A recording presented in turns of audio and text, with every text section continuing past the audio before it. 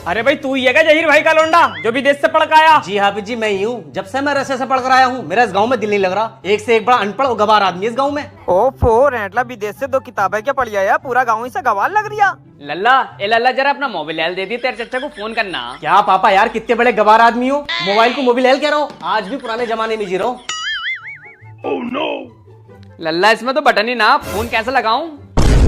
अरे पापा, बड़े गवार आदमी हो तुम। ये आईफोन है, आईफोन, इसमें बटन नहीं होते। ये तो मेरी वजह से तुम्हें छूने मिल गया, वरना तुम्हें तो देखने भी नसीब न होता। अबे अंग्रेज की औलाद, मतलब तू अगर आईफोन न लाता तो इन्हें देखना नसीब नहीं होता।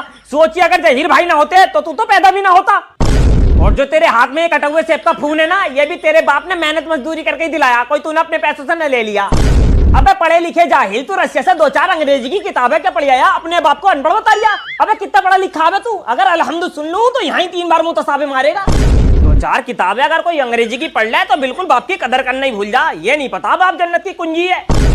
ऐसा है वो जहीर भाई, इसे रशिया मत भेजियो, अब इसे मेरे पास भेजो, वो भी कायदा लेके। मैं सुधारूंगा इस जाहिल को। बताओ यार, हम तो सोच रहे हैं ये पढ़ा लिखा दिखा है, मगर ये तो सबसे बड़े जाहिल से भी बड़ा जाहिल निकला।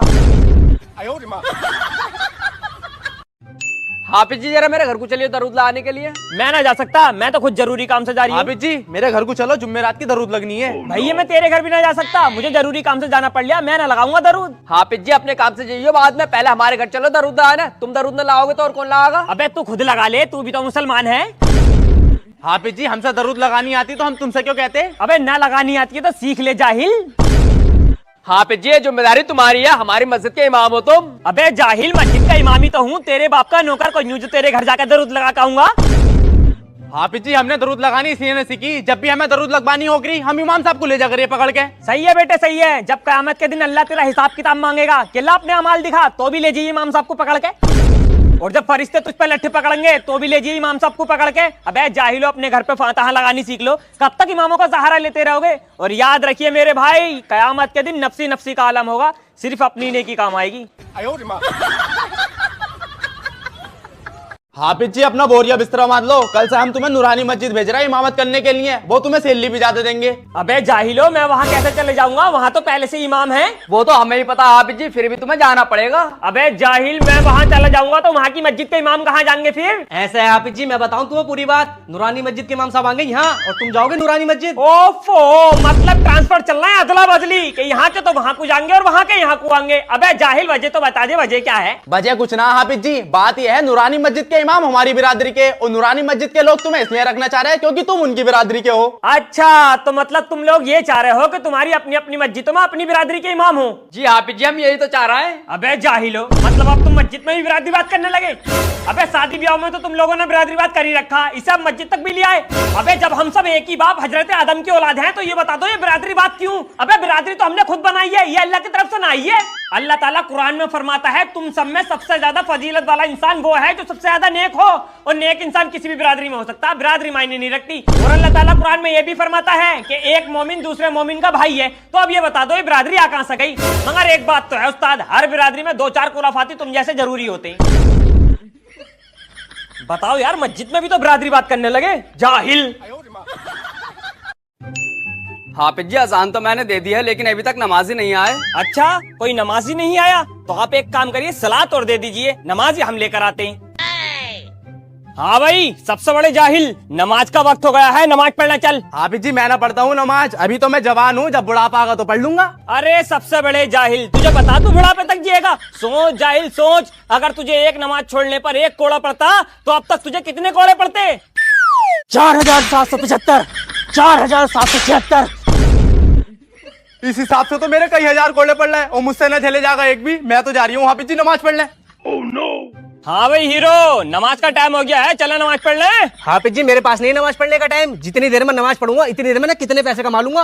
अबे क्या सट्टेबाजी का काम करे है क्या, कि जितनी देर में नमाज पढ़ेगा इतनी देर में लाखों कमा लेगा? हाफिज जी सट्टेबाजी का तो ना है, लेकिन है कुछ इस तरह गई। अरे जाहिल, तो फिर सोच, अगर तुझे तेरे अमाल के बदले पैसा मिलता तो फिर कितना मिलता? अल्लाह के नाम पे दे दो, मौला के नाम पे दे दो। हाफिज जी अगर अमाल के बदले पैसा मिलता तो मुझे कुछ ना मिलता, जा रही हूँ मैं नमाज पढ़ने। काश अमाल के बदले पैसे मिले करते तो आज ये 3 गाड़ियां हैं ना, ये हमारे पास होती। जी हाफिज जी बाहर कमेटी वाले खड़े हैं और आपको मस्जिद से निकालने की बातें कर रहे हैं। हाँ, मस्जिद से निकालने की बातें तो करेंगे ही अब जाहिल। सैलरी बढ़ाने को कह दिया ना इनसे। चलो आने दो, देख लूंगा इन्हें भी। हाफिज जी हम तुम्हें मस्जिद से निकालना आए हैं, कल से अपना इंतजाम कहीं और कर लियो। ये तो मुझे पता था कि तुम मस्जिद से निकालना होगे, लेकिन वजह बता दे, वजह क्या है? वजह कुछ नहीं है हाफिज जी, बस तुम टाइम के हिसाब से अपडेट नहीं होते हो। अबे मुझे क्या मोबाइल फोन समझ रिया है क्या, जो टाइम के हिसाब से अपडेट होता रहूंगा? अरे हाफिज जी इसका कहने का मतलब ये है कि आपका तबस्सुम ठीक नहीं है। तबस्सुम? अरे तेरी जाहिल, तलफ्फुज होता है वो, तलफ्फुज। पहले कहना तो सीख ले, तबस्सुम। हाफिज जी इसके कहने का मतलब ये है तुम्हारी बातों में दम नहीं रहा, अब लोग तुम्हें चंदा देना नहीं चाहते। देख बेटे, चंदा देने की बात तो तू कर मत, पहले तो ये बता तू कितने दे रिया? मतलब चंदे की पेटी सामने से निकल के चली जाएगी तो बंदा मुंडी उठा के देखेगा नहीं, कहीं देने न पड़ जा। और रही बात दम की, तो दम तो बेटे बात में भी इतना और हाथ में भी इतना कि अगर मार दिया ना तो यहीं कले खागा। अरे भैया हाफिज जी तो गुमराह हो गए, अब ना पढ़ूंगा इनके पीछे नमाज। अबे तो पढ़ कितनी रिया है तू मेरे पीछे नमाज जो ना पड़ेगा? बात सुनिए जरा बेटे, वो तो जरा मजबूर हूं, ना तुम जैसों को तो दौड़ा दौड़ा के मारता। और रही बात मस्जिद से निकलने की, तो बेटे आम हाफिज जी ना हूं जो मस्जिद से निकल जाऊं। कब्जा है कब्जा। सरकार की आमद, मरहबा। आका की आमद, मरहबा। नबी का दामन नहीं छोड़ेंगे, सरकार का दामन नहीं छोड़ेंगे, नबी का दामन नहीं छोड़ेंगे। अबे साले अंधा है कि दिखाई नहीं दे रही है, जुलूस में जा रही हो, मेरे सारे कपड़े गंदे कर दिए तूने। अरे क्या बात हो गई भाई जाहिल, कैसे ऐटे फिर रिया है इस पे? देख रहा हूँ हाफिज जी इसने मेरे सारे कपड़ों के ऐसी तैसी कर दी। अबे जाहिल, जिनके तू जुलूस में जा रिया है, पहले उनका एक वाक्य सुन ले। हमारे नबी के ऊपर एक बूढ़ी औरत कूड़ा डालती थी, फिर भी हमारे नबी ने उसे कभी कुछ नहीं कहा, और तेरे ऊपर जरा सी छींटे आ गई तो ऐटे फिर रिया उसके ऊपर।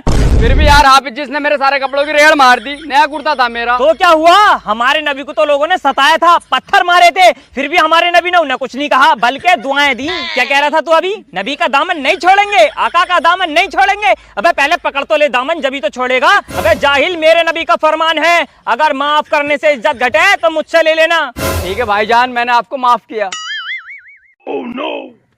अबे ऐड रिया तो उस पे, तुझे पता कौन था वो तो उसने रबीउल अव्वल की वजह से कुछ न गया, नहीं यहीं तेरी चटनी बना देता। सरकार की आमद, मरहबा। आका की आमद, मरहबा। नबी का दामन नहीं छोड़ेंगे, आका का दामन नहीं छोड़ेंगे। हाफिज